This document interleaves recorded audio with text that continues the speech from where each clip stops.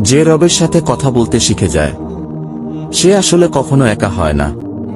একাকিত্ব তাকে পেয়ে বসতেই পারে না, কারণ সুযোগ পেলেই সে মিনমিন করে তার কথাগুলো রবের কাছে বলতে থাকে। রবের কাছে তার কাঙ্ক্ষিত জিনিস চাইতে থাকে।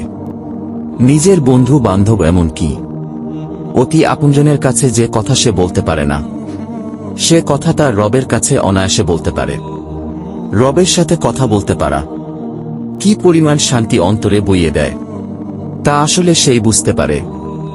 যে তার রবের সাথে কথা বলাতে অভ্যস্ত হয়ে গিয়েছে সে এক অন্যরকম মানসিক শান্তি পায়। রবের সাথে কথা বলতে পারা অনেক বড় সৌভাগ্যের বিষয়, যা সবার ভাগ্য জুটে না। রবের নিকট প্রিয় হওয়ার বড় প্রমাণ কি জানেন? রবের সাথে কানেক্টেড থাকা। রবের সাথে মন খুলে কথা বলতে পারাই হচ্ছে তার প্রিয় হওয়ার অনেক বড় প্রমাণ। আপনি হয়তো আপনার দুঃখ কষ্ট কত মানুষের সাথে শেয়ার করছেন, কিন্তু তবুও আপনি হালকা অনুভব করছেন না। হয়তো আপনজনকে বলেও পাত্তা পাচ্ছেন না, তারা যেন আপনাকে বুঝতেই পারছে না।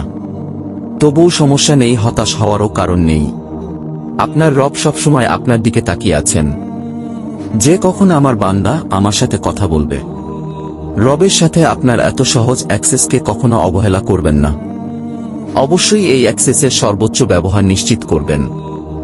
আপনি চোখের পানি ফেলে এভাবে বলতে পারেন, হে আমার আল্লাহ, তুমি সকল প্রশংসার অধিকারী, আর আমি বড় জালিম, আমি বড় নিমক হারাম। তুমি আমাকে এত এত নিয়ামত দিয়ে যাচ্ছ, অথচ তোমার প্রতি আমার অবাধ্যতা সেই নিয়ামতের প্রতি আমার অকৃতজ্ঞতাই প্রকাশ করছে। ও মালিক, এই ভাবনা নিজেকে নিজের কাছে ছোট করে দেয়। নিজেই নিজেকে ধিক্কার দিয়ে বলি, হে মানুষ, তুমি কিভাবে তোমার রবের প্রতি অকৃতজ্ঞ হতে পারলে? কিভাবে তোমার দয়াময় রবের প্রতি গাফেল হলে? জীবনের অনেক সমস্যার মধ্যে দিয়ে যাচ্ছি গো মাবুদ। হালাল উপার্জনের উৎস, ক্যারিয়ার নিয়ে বড় দুশ্চিন্তার মধ্যে আছি। অনেক চেষ্টা করেও হালাল ইনকাম সোর্সের ব্যবস্থা যেন হচ্ছেই না। অভাব অন্টন যেন হাতছানি দিচ্ছে। মনে হয় এই বুঝি অভাবে পড়ে যাব। এদিকে অনেক বয়স হয়ে যাচ্ছে, তবুও বিয়েটা হচ্ছে না। এ নিয়ে পরিবার সমাজ প্রতিকূলে, নানা কারণে পারিবারিক অশান্তিতে আছি। সব মিলিয়ে নিজেকে বড় অসহায় মনে হচ্ছে।